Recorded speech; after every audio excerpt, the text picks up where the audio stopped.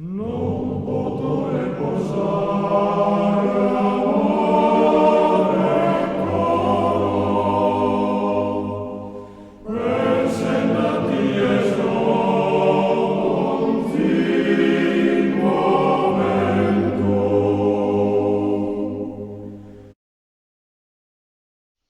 Oggi 23 luglio 2015 ricorre un centenario storico.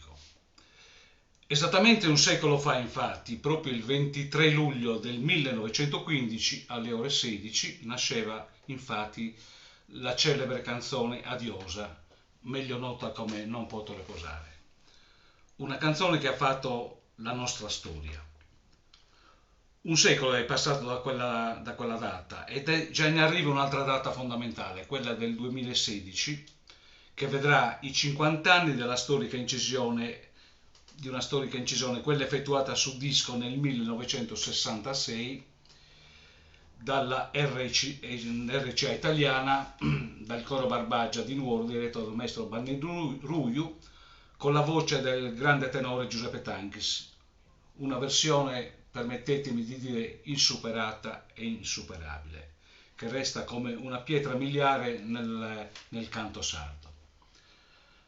Abbiamo appunto voluto sentire una testimonianza del tenore Giuseppe Tanchis che ci ricorda gli avvenimenti di quei giorni che portarono a questa storica incisione. Ho iniziato a Cagliari, non a Roma. A Cagliari. L'anno successivo sono andato al Conservatorio Santa Cecilia di Roma con la maestra, sotto la direzione della maestra Geni Savero, che era, non mi ricordo se era veneziano o di quelle parti lì.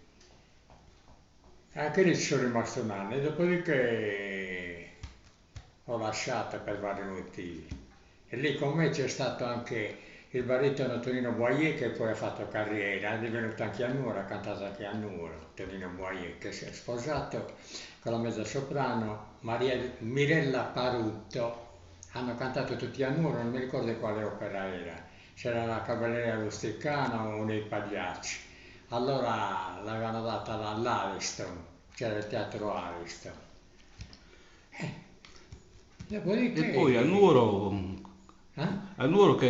con chi hai cantato? Con Allora ho cantato qui, con la corale Santa Maria della Neve diretta da Don Cotto. eh, E dopodiché abbiamo costituito il coro Barbagia, abbiamo chiamato Bannino Ruio per la direzione, Bannino ha accettato, abbiamo costituito il coro Barbagia e poi sotto anche dietro anche insistenza del professor Bacchisi Olate, dell'oculista, sì, sì, abbiamo deciso di fare il disco intitolato, Sardegna canta e prega, fatto da, che è stato registrato al Museo del Costume di Nuoro dalla RCA di Roma, sì, 1900. 1966, non mi ricordo adesso la data esatta, ma è comunque 1966.